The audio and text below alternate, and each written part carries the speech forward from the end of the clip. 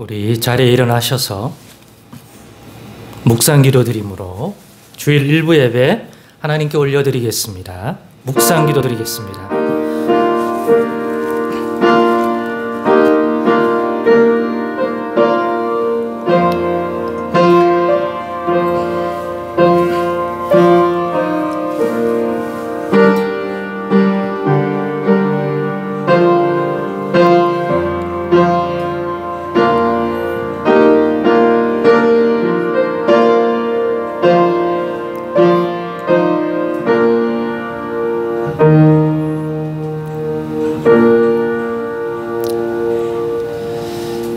시와 찬송과 신령한 노래들로 서로 화답하며 너의 마음으로 주께 찬송하며 기쁨으로 주를 섬기며 그의 앞에 나아갈지어다. 하나님은 영이시니 예배하는 자가 영과 진리로 예배할지니라. 아멘. 찬송 31장 찬양하시겠습니다.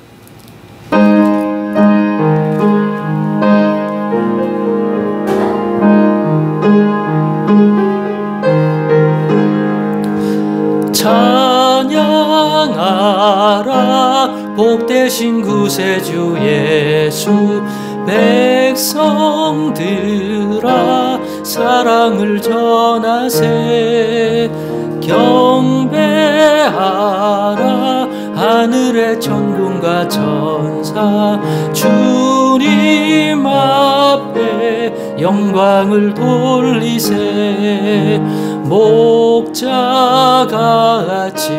우리를 지키시고 종일 품에 늘 안아주시니 찬양하라 높으신 권세를 찬양 찬양 찬양 영원히 드리세. 찬양하라 복되신 구세주 예수, 우리 대신 죽임을 당했네. 구주 예수 영원한 구원의 소망, 경배하며 겸손히 절하세. 찬양하라 우리 죄 주신 예수, 그의 사랑 한없이 크셔라. 찬양하라 높으신 권세를 찬양 찬양 찬양 영원히 드리세. 찬양하라 복되신 구세주 예수, 천사들아 즐겁게 찬양해. 구주 예수 영원히 다스리시니 멸류관을 주 앞에 드리세. 구주 예수 세상을 이기시고 영광 중에 또다시 오시리. 찬양하라 높으신 권세를 찬양 찬양 찬양 영원히 드리세. 아멘. 이 시간 회개의 시간을 갖도록 하겠습니다. 오늘도 우리의 마음을 살피고 우리의 걸어온 한 주간을 하나님 앞에 아랠 때 자복하고 회개하는 마음으로 나아가도록 하겠습니다. 다 같이 회개의 기도를 드리겠습니다.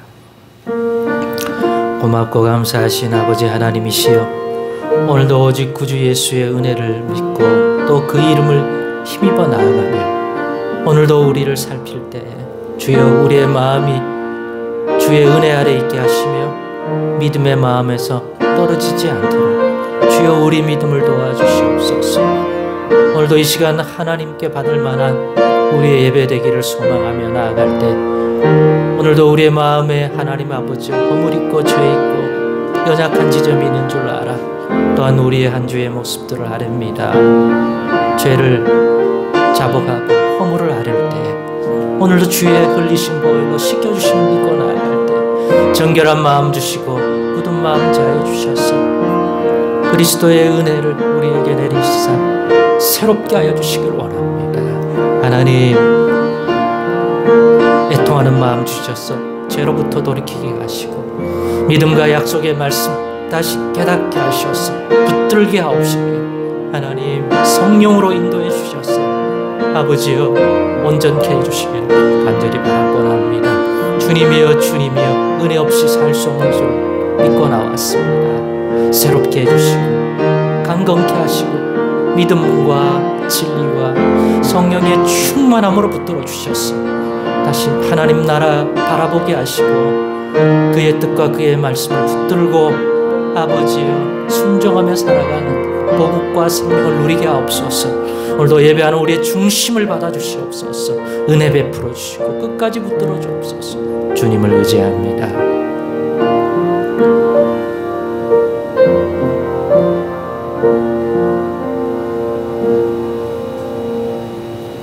의지하오며 예수님의 이름으로 기도드리옵나이다.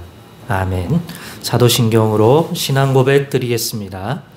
전능하사 천지를 만드신 하나님 아버지를 내가 믿사오며 그 외아들 우리 주 예수 그리스도를 믿사오니 이는 성령으로 잉태하사 동정녀 마리아에게 나시고 본디오 빌라도에게 고난을 받으사 십자가에 못 박혀 죽으시고 장사한 지 사흘 만에 죽은 자 가운데서 다시 살아나시며 하늘에 오르사 전능하신 하나님 우편에 앉아 계시다가 저리로서 산자와 죽은 자를 심판하러 오시리라.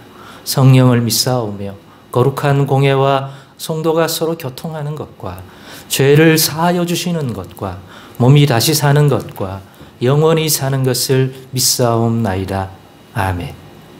자리에 앉으셔서 찬송가 80장 찬양하시겠습니다.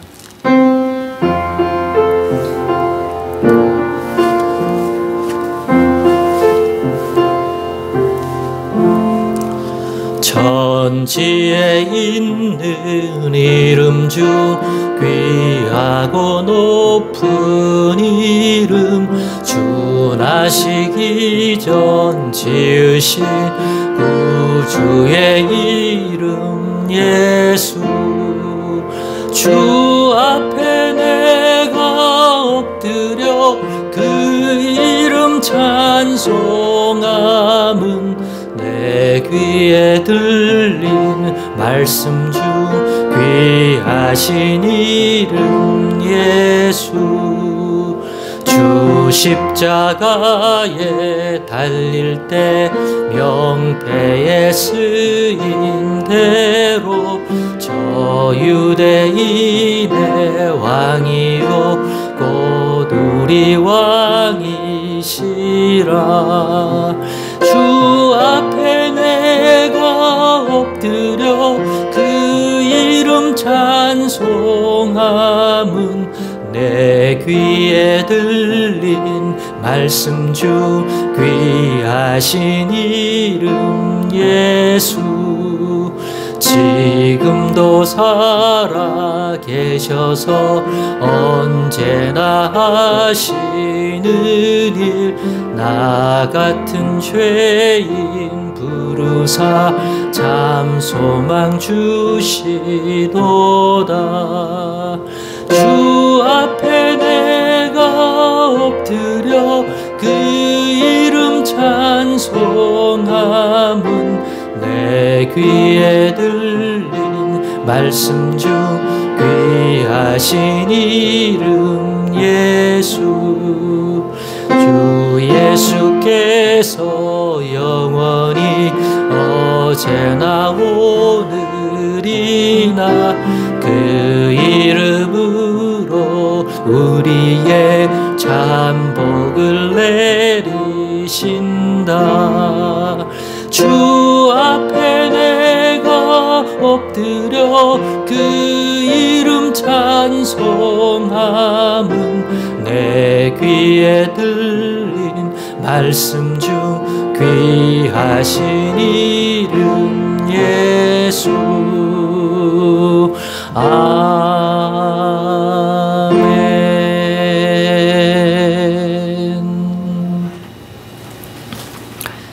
이 시간 오늘 이 예배 가운데 하나님 이런 은혜 베풀어 주옵소서 하고 합심하여 기도하는 시간입니다. 오늘 7월의 첫 주간입니다. 또 7월의 기도 제목을 함께 나누고 합심하여 기도하도록 하겠습니다. 네, 경제 여건이 악화 속에서도 모든 것을 잘 감당하는 은혜와 복을 주옵소서라고 기도할 것이며, 다정한 교회 예배 모임의 은혜와 말씀 묵상의 은혜를 경험하게 하사 모든 교인들에게 말씀 묵상이 일상이 되게 하소서 하고 기도해 주시고, 또 장로를 세우는 일이 진실로 주의 교회를 든든히 세우는 일이 되도록 이 일에 대하여 하나님 온전히 인도해 달라고 또 기도해 주시기를 바라며, 우리의 각자의 또 이 주일에 간구를 또 소망을 함께 간구하여 은혜 받도록 하겠습니다. 다 같이 기도하겠습니다. 거룩하신 하나님, 오늘날 물가의 인상과 여러 경제적인 여건이 전 세계적으로 어려워져서 너나 할 것이 힘든 상황 가운데 대부분 있다고 합니다. 저희 나라도 하나님 아버지 여러 어려움들이 계속 이어진다고 합니다. 이 악화 속에서도 모든 것을 잘 감당하는 은혜와 복을 누리는 귀한 하나님의 백성들이 다 되게 하옵소서. 그런 은혜를 오늘 이 7월을 시작하면서 사모하며 주께 간구합니다. 은혜 내려 주옵소서. 은혜 내려 주옵소서. 붙들어 잘 감당하는 지혜와 또 길과 환경과 이 모든 것들을 주께 부탁합니다. 은혜 내려 주옵소서. 다정한 교회 예배 모임에 은혜를 부어 주시옵소서. 예배의 감격을 회복하고 은혜를 회복해 하여 주옵소서. 주의 은혜로 또한 말씀 묵상이 일상이 되어 늘 우리를 비춰 하나님의 뜻 안에 살펴 육신대로 나아가지 아니하고 주의 의로운 뜻 가운데 분별하여 순종하며 나가기를 원하오니, 주여 말씀 묵상이 우리 종교인들에게 자리 잡고 지극히 일상이 되어서 자연스럽게 그 일들을 해나가며 인도받아 살아가게 하옵소서. 또 교회가 계획한 장로를 세우는 일이 진실로 주의 교회를 든든히 세우는 일이 되기를 소망하며 이 모든 가정에 인도받기를 원합니다. 악한 마귀 틈타지 않아서 교회가 흔들리는 그러한 일들이 아니라 든든히 세우는 하나님의 은혜의 통로가 되도록 주님 사용하여 주시고 역사하여 주시고 인도하여 주옵소서. 주님이여, 또 우리 각자에게 필요한 은혜가 있는 줄, 도움이 필요한 줄 믿사옵니다. 주여 은총을 내려주셔서 자비를 베풀어 주시옵소서. 말씀 듣기를 원합니다. 깨달을 수 있는 부드러운 마음, 성령의 가르침 하나님 인도해 주옵소서. 부어 주옵소서. 역사해 주옵소서. 주님을 의지합니다.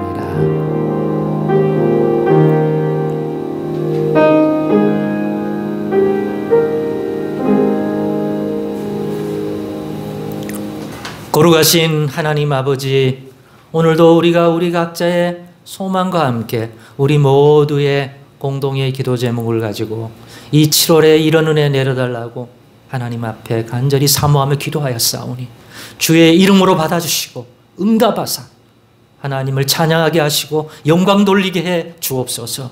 의지하오며 우리 구주 예수 그리스도의 이름으로 기도드리옵나이다. 아멘. 이어서 오늘 우리가 함께 나눌 성경 말씀 하나님 앞에 봉독해 올리도록 하겠습니다. 야고보서 5장 14절입니다. 야고보서 5장 14절입니다. 야고보서 5장 14절.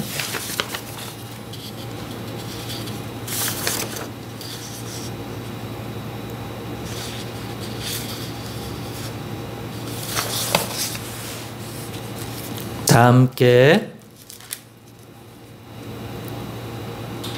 봉독해 올리겠습니다. 시작. 너희 중에 병든 자가 있느냐? 그는 교회의 장로들을 청할 것이요 그들은 주의 이름으로 기름을 바르며 그를 위하여 기도할지니라.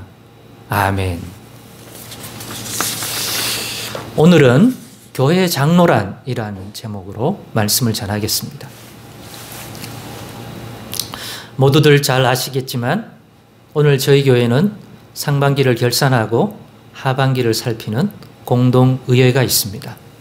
무엇보다 이번 공동의회에서는 처음으로 교회 장로를 피택하는, 곧 선출하는 선거를 실시합니다. 투표를 실시합니다. 그래서 이번 기회에 교회에서 장로가 어떤 직분인지 성경적인 이해뿐만 아니라 우리가 속해 있는 교파인 개혁주의 장로교회에서 장로가 의미하는 바도 함께 살펴보고자 합니다. 이 두 가지 관점에서 장로라는 직분을 살펴 장로교회에서는 교회에서 장로를 왜 세우는지 그 이유, 곧 필요와 역할에 대한 바른 이해를 함께 가지고자 합니다. 먼저 성경 안에서 발견되는 장로란 살펴보겠습니다. 이 장로란 명칭이 처음 성경에 등장하는 것은 출애굽기, 곧 모세시대에서입니다. 출애굽기 3장 16절을 보겠습니다. 시작. 너는 가서 이스라엘의 장로들을 모으고 그들에게 이르기를 여호와 너희 조상의 하나님 곧 아브라함과 이삭과 야곱의 하나님이 내게 나타나 이르시되 내가 너희를 돌보아 너희가 애굽에서 당한 일을 확실히 보았노라. 또 출애굽기 4장 29절 시작. 모세와 아론이 가서 이스라엘 자손의 모든 장로를 모으고. 그러니까 모세 시대에 이때 성경에 처음 이 장로라는 이 명칭이, 호칭이 등장합니다. 여기에서 장로들이란 이스라엘 각 지파의 지도자들을 의미합니다. 이스라엘에 12지파가 있는데 야곱의 아들들. 이때 장로는 일반적으로 어떤 지파의 촌락이나 공동체의 지도자, 곧 족장들을 감독하는 역할을 한 것으로 보입니다. 여기서 장로라는 단어는 히브리어 자켄이라는 단어입니다. 그 뜻은 늙은, 오래된 에서 유래한 그러한 단어입니다. 그러니까 늙었다, 오래되었다 하는 의미에서 가져온 것들입니다. 곧 인생의 경험과 경륜을 가진 어른이라는 의미일 것입니다. 그렇습니다. 이스라엘의 선지자와 제사장과 서기관이 있었듯이 각 지파나 성읍에서 그 백성들을 대표할 수 있는 어른이라고 부를 수 있는 경륜 있는 지도자들을 따로 두었는데 그들을 장로라 불렀던 것입니다. 이것은 신약시대에도 유대인들 가운데 그대로 사용됨을 봅니다. 구약의 장로를 나타내는 자켄이라는 히브리어를 그대로 신약시대의 언어인 그리스어로 번역한 단어 프로스비테로스라는 단어를 사용하는 것을 봅니다. 프로스비테로스라는 단어를 사용하는데요. 신약에도 이렇게 나옵니다. 마태복음 16장 21절을 읽어보십시오. 시작. 이때로부터 예수 그리스도께서 자기가 예루살렘에 올라가 장로들과 대제사장들과 서기관들에게 많은 고난을 받고 죽임을 당하고 제3일에 살아나야 할 것을 제자들에게 비로소 나타내시니 이렇게 되어 있습니다. 장로들과 대제사장들과 서기관들에게. 자, 사도행전 4장 5절을 한번 읽어보시죠. 시작. 이튿날 관리들과 장로들과 서기관들이 예루살렘에 모였는데 신약에도 이 장로라는 호칭이 똑같이 나옵니다.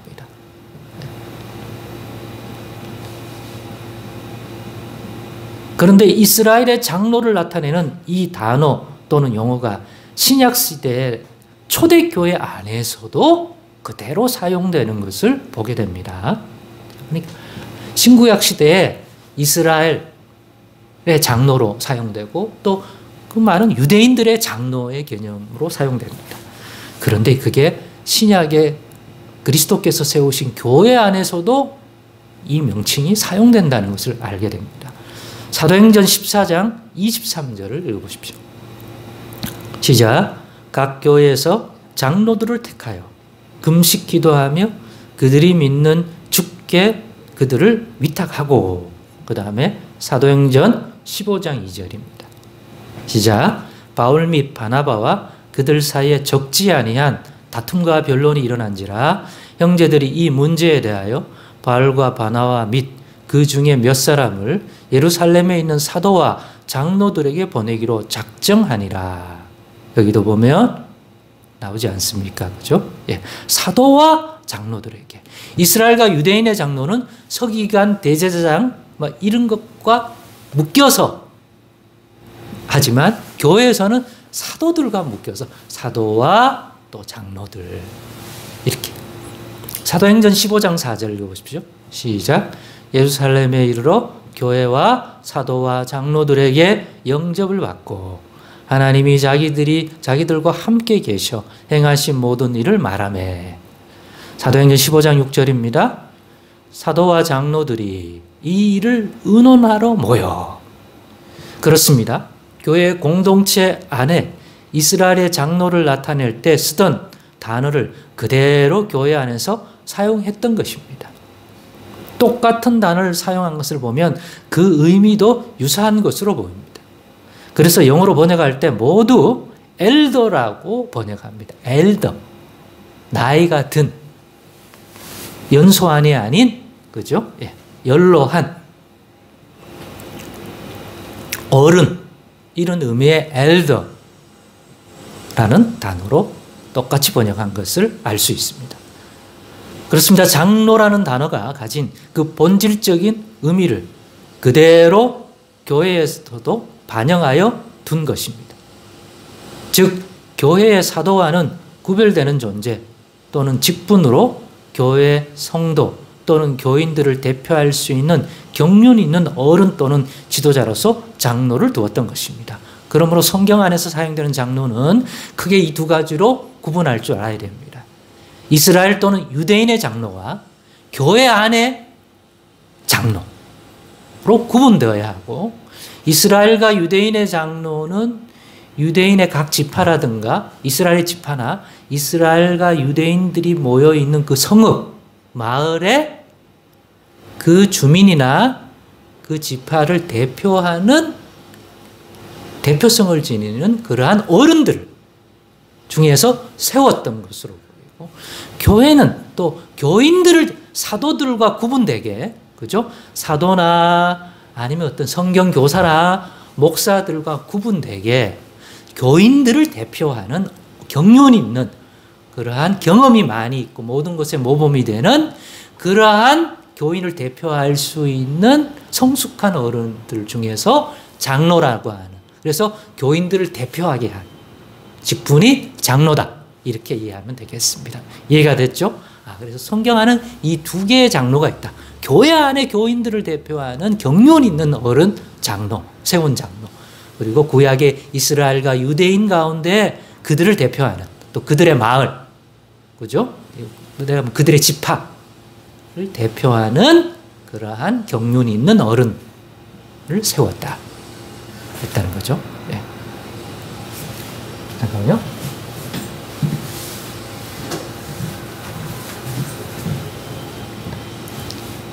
그러면 성경 속에서 보는 거고, 그러면 교회사라고 하는 일반 역사 속에서 오늘 시대에 이르기까지, 그러면 이 교회의 장로란 의미를 좀 이해하면 좋을 것 같습니다. 본질적으로 신약 시대의 초대교회에서 볼 수 있었듯이 사도와 같은 지도자와는 또 구별된 한 지역의 교회의 교인들을 대표할 수 있는 경륜 있고 성숙한 어른 성도로서 세운 이가 장로라는 의미를 그대로 물려받았습니다. 오늘날까지. 즉 그 의미와 역할도 본질적으로 같다는 것입니다. 하지만 각 교회에서 장로가 가진 역할이 시대를 따라 변화를 가질 수밖에 없었을 것입니다. 그것은 필요에 의해서이지 본질적으로 발전이라고 할 수 있을 것입니다. 발전이라기보다는 필요에 의해서 생성된 것이다. 그 공동체가 가지고 있는 시대가 바뀜에마다 교회 모습도 문화적인 모습도 다르기 때문에 성도들의 어떤 모습이나 또 그죠? 이런 것들이기 때문에 필요한 부분들이 생기게 된 것이겠죠. 이와 관련하여 알아두면 도움이 될 것이 바로 교회 공동체를 다스리는 또는 섬기는 제도와 조직입니다. 그런 것들이 자리 잡게 되었습니다. 규모도 커지고 이렇게 되면서 우리가 이른바 교회 정치제도라고 부르는 것입니다. 기본적으로 이 정치제도가 기독교 역사 안에 자리 잡게 되는데 이걸 이해해야 교파를 이해하게 됩니다. 이 정치제도가 어떤 것인지에 따라 교파를 구분할 수 있게 된다는 것입니다. 그게 역사적으로 4가지 형태의 교회 정치제도로 구분합니다. 첫째, 전제정치라고 하는 형태로 교회를 다스리고 섬기는 교회입니다. 강력한 중앙집권체제로 모든 것을 교황청과 같은 것을 두어 그곳에서 통치하는 형태입니다. 여기엔 로마 카톨릭 교회와 그리스 정교회가 있습니다. 그리스 정교회는 러시아 정교회, 이른바 동방교회라고 부르는, 일반 로만 카톨릭은 서방교회라고 불러요. 기독교 역사에, 세계사에서. 그 다음에 이 정교회는 동방정교라고 부르는데 대표적인 게 그리스 정교회, 불가리아 정교회, 우리가 아는 동구권은 대부분 정교회예요. 서쪽 우리가 서구라고 부르는 그 진영촌 주로 로마 카톨릭 형태를 띠고 있고 같은 그 전제정치, 교회를 다스리는 하나의 시스템이라고 부를 수 있는 것인데 그렇게 구분합니다. 그리스 정교회, 정교회가 있어요. 러시아 정교회, 폴란드 정교회, 이런 식으로 가지고 있습니다. 거기에는 로만 카톨릭이 아니라 거의 비슷한 형태인데 교황을 섬기지 않습니다. 로마 교황을. 자기들 안에 주교가 있고 통치자가 있어요. 교회 어른이. 이 제도에 대해 더 알아두면 좋을 것이 많지만 오늘은 이 정도 하도록 하겠습니다. 교회가 있는데 교리가 아니라 이 제도가 교인들을 다스리는 제도, 교회의 어떤 통치를 하고 다스리는 위에 있는 어떤 조직이 있는데 그게 전제 정치 형태를 띠고 있는 것이 로마. 그래서 제일 어른 교황이 있는 거고 그 다음에 추기경들이 있는 거고 또 대주교가 있고 이런 식으로 중앙에서 다 내려오는 거예요. 우리 상동 요 앞에도 상동 3성당 천주교회가 있는데 독립적으로 뭘 결정을 사소한 건 하겠지만 기본적인 건 다 위에서 내려오죠. 예. 예. 둘째는 감독 정치입니다. 감독이라는 직분 또는 직책을 두어 최고 권위를 부여하여서 교회를 다스리게 하는 그러한 정치 다스림의 형태입니다. 이 감독 정치를 채택한 교파로는 감리교회와 성공회가 있습니다. 영국에 있는 영국 성공회, 또 대한 성공회, 이제 성공회 신부, 성공회 대학교 있잖아요. 네. 그래서 감리교회와 성공회가 있습니다. 그 다음에 셋째 형태가 회중정치라고 하는 다스림입니다. 회중이 전체가 이렇게 하는 건데요. 특별한 조직이나 이런 게 없이, 그러니까 기본적으로 개별의 각 교회는, 다정한 교회와 같은 이 각 교회는, 개교회는 어떤 외부의 간섭도 받지 않고 각 교회가 자체적으로 독립적으로 모든 것을 결정하고 운영해 나가는 제도입니다. 그래서 모든 법은 오직 성경만으로 믿고 교회를 위한 이외의 어떤 법을 제정할 수 있는 상부기관을 두지 않습니다. 단 공동사업을 위한 협동기관으로서 총회나 지방회가 있지만 큰 권위가 부여되지는 않습니다. 이런 정치제도를 가진 대표적인 교파가 뭐냐? 침례교회입니다. 침례교회. 자, 넷째, 장로정치라고 하는 제도를 가진 것이 있습니다. 이거의 기본 골격은 의회 민주정치입니다. 교회를 다스릴 때 의회가 있어서 그것을 통하여 교인들의 의사와 여론을 수렴해서 해요. 공동의회가 그래서 있는 거예요. 네. 총회와 노회에 파송한 목사와 각 교회의 교인들이 뽑은 장로들로 각 교회마다 당회를 조직하여 그 당회에서 교회를 다스리게 한 제도입니다. 그러니까 총회와 노회에서 위에서 내려보낸 교회를 관할하는 목사라고 하는 사람이 개교회에 와요. 그리고 또 하나 교인들 가운데 대표성을 지니고 있는 경륜이 있고 한 어른을 장로라는 이름으로 뽑아요. 그래서 목사와 장로로 인하여 하나가 되어서 그 교회를 다스리는 조직을 각 교회마다 두는데 그게 당회라고 부르는 거예요. 그리고 그 회의 의장을 당회장이라고 부르죠. 당회장. 그러니까 당회장은 교회를 대표하는 이름이 아니라 의결기관, 다스림. 그러니까 그 한 교회에 있으면 목사님 그러면 되지. 당회장님, 그건 좀 지나친 표현. 그거는 당회가 열렸을 때 그 회의를 주관하는 장이에요. 이해가 되죠. 근데 어떤 분들은 자꾸 회장이라는 말이 높여 부르는 말인 줄 알고 자꾸 당회장 그러는데 그건 당회, 목사와 장로들이 모인 회의 의장을 당회장이라고 부르는 거예요. 교회를 담임하는 그 목사님, 그냥 담임 목사님, 신무 목사니까 그냥 목사님이라고 불러야 돼요. 뭔 말인지 이해가 되죠. 예. 그런데 어떤 의사결정이라든가 공문을 내려보냈을 때 그 의결을 하고 최종적인 어떤 대표성을 지니니까 당회장, 목사 이렇게 공문이 나가는 거지. 교회를 대표할 때는 그냥 당회장이라고 부른 게 아니라 그냥 담임하고 있다, 책임지고 있다 하면 그 대표는 담임 목사 또는 심우하고 있다, 심우 목사 이렇게 되는 거예요. 예. 그래도 좀 구분해서 부르는 게 성숙한 일일 것 같아요. 아무리 교회 목사님을 높이고 싶다고 해도 당회장님, 그거는 당회가 열릴 때 부르는 거예요.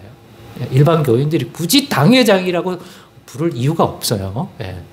교인 총회인 공동회의가 열릴 때는 담임 목사가 대부분 의장이 되죠. 그 회의의 의장이 되는 거예요. 그러니까 당회장이라는 명칭과 담임 목사의 명칭 구분된 명칭이에요. 필요에 따라서는 당회장이 담임 목사가 아닐 수도 있거든요. 어떤 상황 때문에 그 어떤 장로님이 그 해에는 당회장을 맡을 수도 있는 거예요, 사실은. 목사님이 회의에 참여하기 어려운 형편이나 이렇게 되면.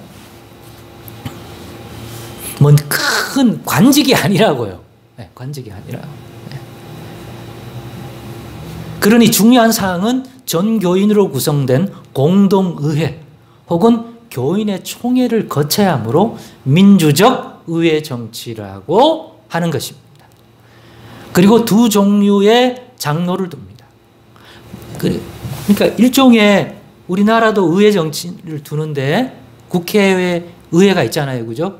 근데 그 국회의원들이 각 지역에 대표성을 지니잖아요. 지역구 의원들이. 그러니까 장로라고 하는 것도 그 의미가 비슷하게 부여되어 있다고 보면 돼요. 그리고 두 종류의 장로를 둡니다. 하나는 치리권과 함께 강도권, 곧 설교권을 함께 가진 목사라고 부르는 장로가 있고요. 다른 하나는 치리권만 있고 장로로서, 그러니까 강도권, 설교권은 기본적으로 부여되어 있지 않은 아주 특수한 경우에는 임시적으로 부여받죠, 장로님들이. 목사님이 부재하거나 이랬을 때 치리권만 있는 장로로 구분하는데 이 치리권만을 기본으로 가지고 있는 장로님을 시무장로라고 부르고 우리가 일반적으로 장로라고 부르는 게 이 장로가 되겠습니다. 당연히 이 두 장로가 있어야 구성될 수 있습니다. 목사와 최소 한 명의 치리장로, 설교를 맡은 장로, 곧 목사라고 부르는 1인과 기본적으로 플러스 치리장로 1인 이상이 돼야 당회 구성이 되는 거고 그것을 조직교회라고 부르게 됩니다. 그런데 당회가 없다? 미조직, 온전한 교회라고 부르지 못합니다. 그래서 항상 노회에 그때는 이렇게 지도를 받아야 되는 구조가 되죠. 그렇지 않으면 당회에서 교인들의 의사를 방영해서 다 결정을 할 수가 있기 때문이죠. 이러한 정치제도를 가지고 교회를 다스리고 섬기는 교파가 바로 장로교회입니다. 아, 그럼 뭐 순복음교회, 또 성결교회는 뭐예요? 기본적으로 그것을 역사적으로 치고 들어가면 후대에 생긴 교파인데 감리교에서 다 연관되어 파생된 교회예요. 그래서 기본적으로는 감리교회가 가지고 있는 감독제도를 그대로 받고 있다고 봐야 돼요. 근데 그 교회는 이런 정치제도에서 분파된 교파가 아니라 자기 나름대로 성령에 대한 교리적인 부분에 있어서 좀 다른 게 있어서 후대에 나온 교파들이에요. 그러니까 실제로 우리나라는 교회가 가질 수 있죠. 원래 순복음교회나 또 다른 교회들은 장로라고 하는 시스템을 두고 있지 않아요, 원래는. 근데 한국에는 워낙 장로교회 교세도 많고 영향이 크니까, 그죠? 야, 우리도 장로라는 직분 두자. 이래가지고, 장로교도 아니면서, 장로교와 같은 이런 교회 시스템을 반영한 데가 많아요. 실제로 장로교는, 순복음교회가 잘 되고 부흥하고 이러니까 또 순복음교회가 가지고 있는 어떤 특징을 채용하기도 하고, 그러니까 섞여버린 형태가 되죠. 그러나 기본적으로 장로와 당회라는 것을 두어서 결정하고 공동회의를 해서 그거를 대표하는 장로님들이 세워서 늘 맨날 공동회의를 열 수는 없잖아요. 대표성은 장로님과 설교 장로인 목사가 당회를 구성해서 크고 작은 일을 그때그때마다 결정하고 교회 일들을 이렇게 다스리도록 만든 구조가 바로 장로교회예요. 뭔 말인지 이해가 되죠? 그러니까 장로교회의 대표성은 장로들이 가지고 있고 교인들의 대표성을 지니고 있기 때문에 그거로 교회 대소사를 관할한다. 감리교회는 감독이라고 하는 그러한 분이 있어서 감독으로부터 뭔가 중요한 것들이 다 내려오는 거고, 전제정치는 하나의 군주처럼 가장 상위 기관인 교황청이라든가 이런 것을 통하여 하는 거죠. 이해가 되셨죠? 그래서 그 시스템에 의해서 교파, 왜 다 예수 믿는 사람들이고 다 복음에 대한 것, 예수에 다 같이 믿어요. 그런데 왜 갈라졌나? 이런 시스템이 다르다. 교회를 관할하고 다스리는 그 시스템이 다르다. 이렇게 이해하면 되고, 순복음이나 성결교는 기본적으로는 감리교 계통에서 나중에 나온 교파이기 때문에 시스템이 같다. 그런데 한국 교회들은 상황이 다 비슷하다. 장로교가 워낙 교회 숫자도 많고 여러 영향을 줬기 때문에 시스템은 다 장로교에 비슷하다. 그래도 아직도 침례 교파나 이런 것들은 자기만의 독특한 시스템을 유지하고 있다. 이렇게 이해하면 되겠습니다.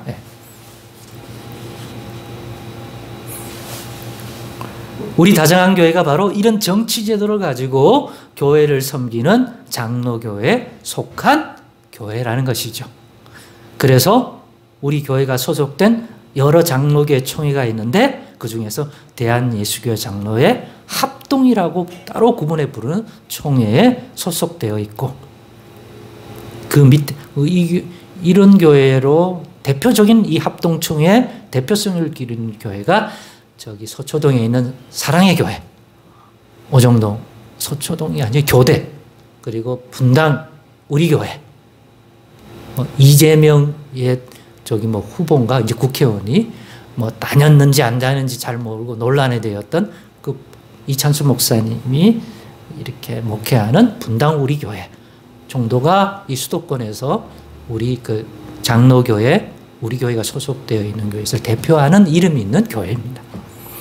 우리는 그리고 이 지역 하부기관으로 지역노회가 있는데, 우리는 그 총회 밑에 있는 이 부평, 부천, 또 계양, 또 인천의 이쪽 동부 쪽 이쪽 지역을 또 이렇게 관할하고 있는 부천까지는 한남노회라고 하는 노회에 또 소속이 되어 있습니다. 그리고 한남노회에 소속되어 있는 부천에 있는 다정한 교회, 그것이 우리의 교파적 포지션입니다. 그래도 하나 더 알았으면 좋겠습니다. 장로의 역할이 실제적으로 무엇인지에 대한 기본적 이해입니다. 그러니까 장로교파잖아요. 장로교 정치제도를 가지고 있잖아요. 장로. 그러면 우리 교파는 장로 역할이 뭔가 그것까지 알고 있어서 우리 교회 장로님을 뽑는다고 할 때 이 정도는 알고 우리가 그런 일을 하실 분을 뽑는구나는 알아야죠. 예. 명예직처럼 말이에요. 이게 뭐 교인의 등급을 나누는 그런 게 아니라 섬기는 직분이다. 이게. 장로교회에서의 장로의 역할입니다. 이것은 우리 교단의 헌법에 잘 정리해 두었기에 그대로 인용하여 나누겠습니다. 교단 헌법 정치 제5장 4조에는 이렇게 정리하고 있습니다. 제가 이전에 저 게시판에다가 두었습니다. 거기에는 우리 장로교회의 장로, 여기서 말하는 장로는 목사님을 의미하는 게 아니라 치리장로님을 의미하는데 5가지로 그 역할에 대하여 설명해 주고 있습니다. 첫째, 교회의 신령적 관계를 총찰한다. 무슨 의미냐? 이 치리장로는 교인의 택함을 받고 교인의 대표자로 목사와 협동하여 행정과 권징을 관장하며 지교회 혹은 전국교회의 신령적 관계를 총찰한다. 영적 관계를 돌아본다. 이게 첫 번째 직임, 역할입니다. 두 번째, 도리오해나 도덕상 부패를 방지한다. 도리오해라는 것은 기독교의 진리의 가르침을 바르게 이해했는지 안 했는지를 살펴준다는 거죠. 그리고 그의 도덕적 삶의 모습들을 또한 감독해 주어서 또 그런 잘못이 있을 때는 권면하고 또 고치지 않을 때는 치리하는 거죠. 견책하는 거죠. 부모로 말하면 매를 드듯이 경고를 하는 일을 해요.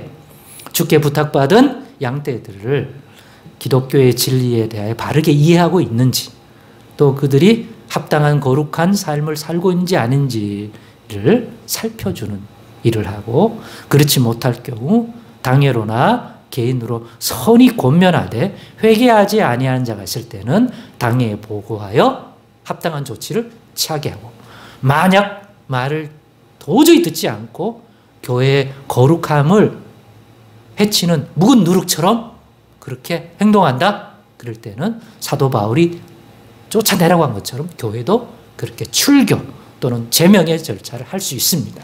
그 권한을 결정을 누가 해요? 당회가 하는데 그 당회의 구성 요소 중에 하나가 치리장로가 하는 역할이다.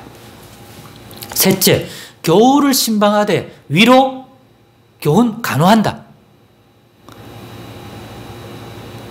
교인들을 신방하되 특별히 병자와 또한 상을 당한 자를 특별히 위로하며 무식한 자와 어린아이들을 가르치며 간호할 것이니 평신도보다 장로는 신분상 의무와 직문상 책임이 더 중하다. 넷째, 교인의 신앙을 살피고 위하여 기도한다.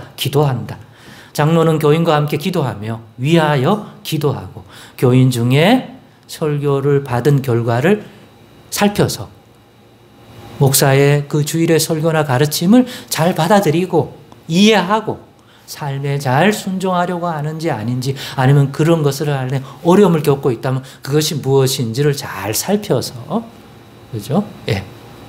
목사의 이 목회에 도움을 준다. 그게 네 번째 역할이 되겠습니다. 다섯 번째, 특별히 신방할 자를 목사에게 보고한다. 병 환자와 슬픔을 당한 자와 회개하는 자와 특별히 구제받아야 할 자가 있을 때에는 목사에게 보고한다. 살펴봐야 할까?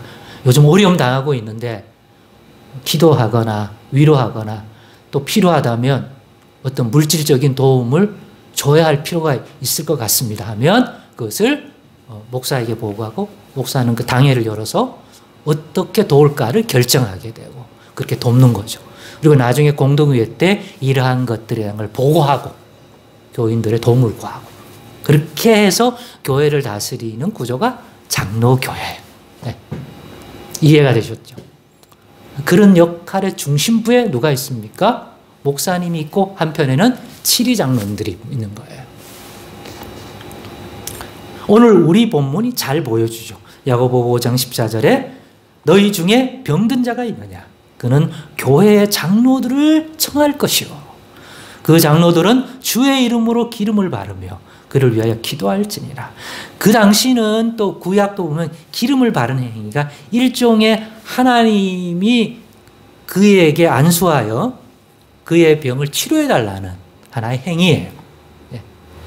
전통적인 행위야.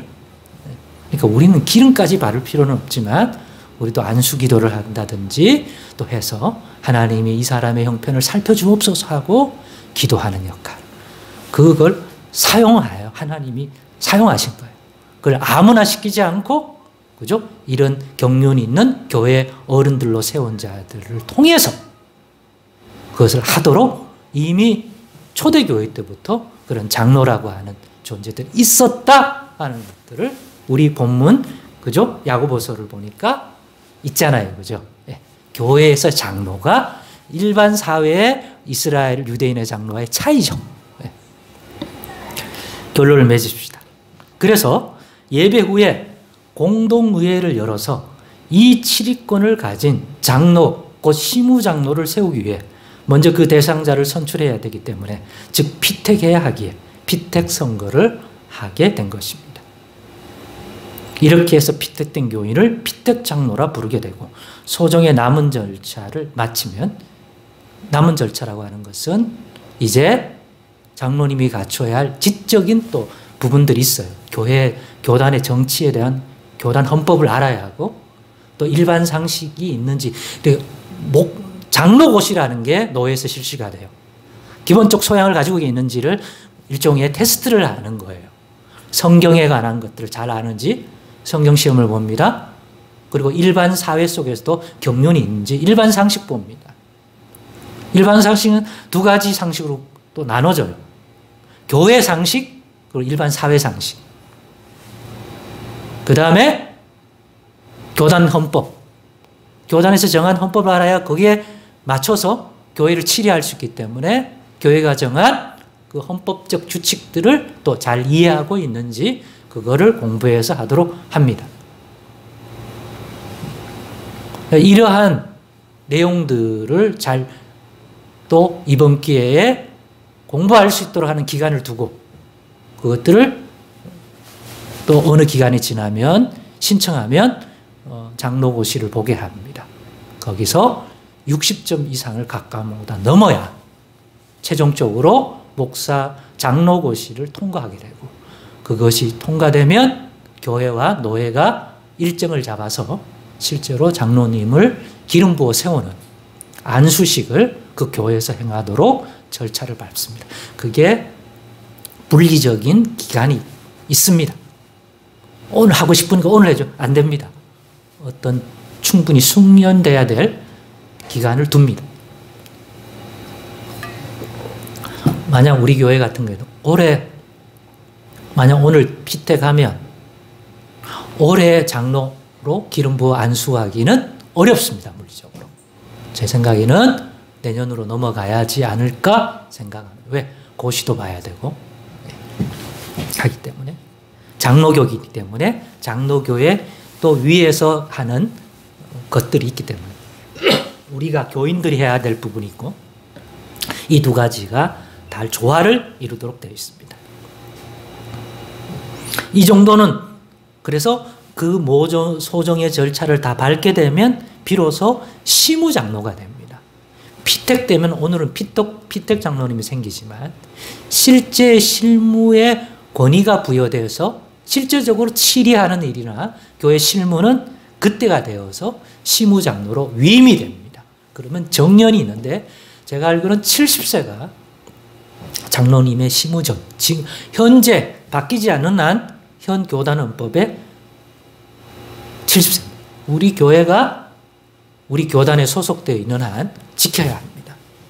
70세의 시무연한이고 그 시무연한이 지나면 시무권은 내려놓고 우리가 아는 그 은퇴장로님 또 이런 시무에선 벗어나고 장로님이라고 하는 것은 항존직이니까 그 직임은 직무에서는 내려오지만 연로하고 모든 이 그 어떤 상태나 이런 것들 때, 건강, 이런 거 고려할 때 70살이 넘으면 시무에서는 제주자, 대신 교회 어른으로서 신앙생활에 여러 가지의 모범이 될 수 있도록 또 계속 장로라는 직분을 유지됩니다. 대신 당회를 열어서 교회 대소사를 정하고 세우는 일에서는, 그죠? 내려오게 하는 거죠. 예. 그래서 시무연한을 두는 것입니다. 때에 따라 어떤 교회는 장로 신임 투표를 7년마다 이렇게 하는 것은 개교회가 결정할 바가 되겠습니다. 오늘 우리 교회에 하나님 은혜를 주셔서 장로 선거를 잘 치러서 하나님의 뜻 안에 장로가 선출되기를 소망합니다. 오늘 우리 교회에 긍휼의 풍성하신 은혜를 또 예배 후에 행할 공동회에, 특히 장로 선거에 부어주시기를 진실로 바랍니다. 기도하겠습니다. 하나님 감사합니다. 교회를 든든히 세워가는 하나님 앞에서의 작은 우리의 세움이 되도록 꼭 인도 은혜 내려 주옵소서. 예수님의 이름으로 기도드리옵나이다. 아멘. 이제 찬송 462장 찬양하면서 준비하신 예물을 올려드리겠습니다. 462장입니다.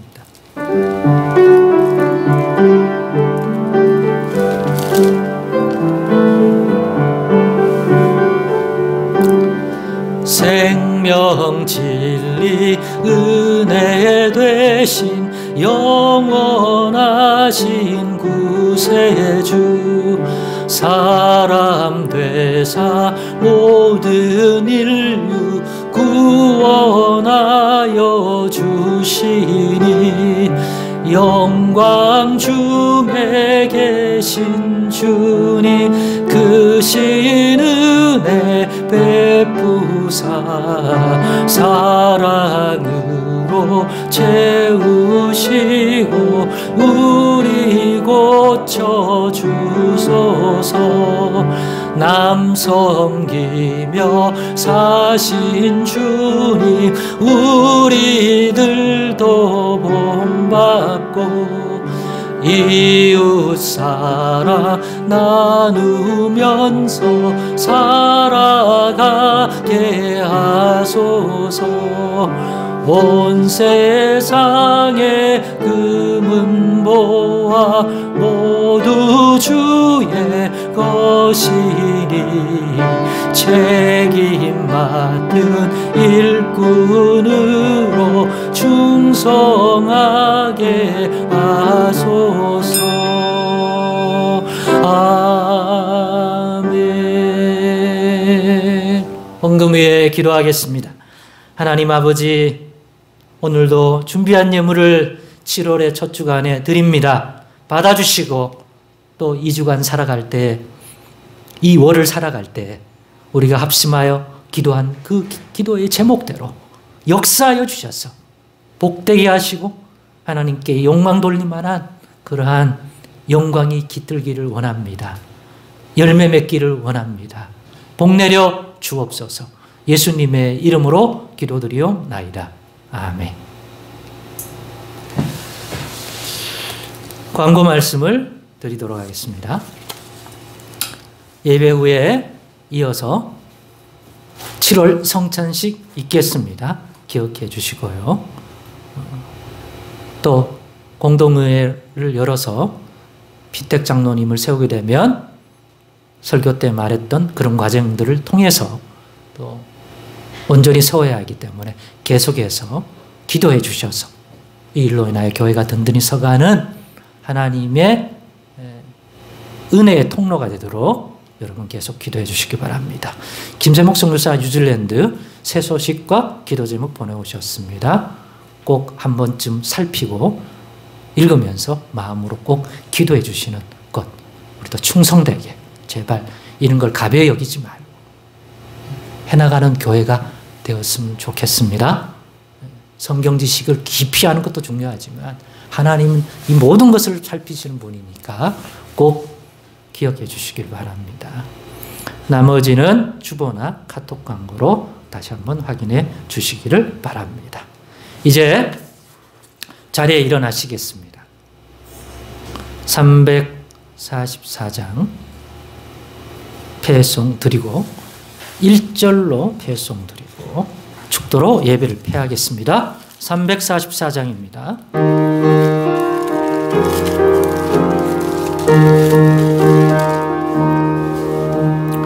믿음으로 가리라.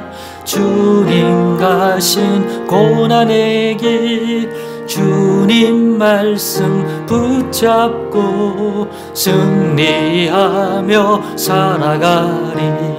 주님 앞에 나아가 무릎 꿇어 간구하고 겸손하게 주님 섬겨 새 힘을 얻으리라. 지금은 우리 주님 예수 그리스도의 은혜와 하나님 아버지의 크신 사랑과 성령의 교통 인도하심이 오늘 예배드리고 돌아가는 여기 모인 모든 주의 자녀들 머리머리 위에와 또한 영상으로 예배했을 또 우리 성도들 머리 위에 이제로부터 영원토록 함께 있을지어다. 아멘.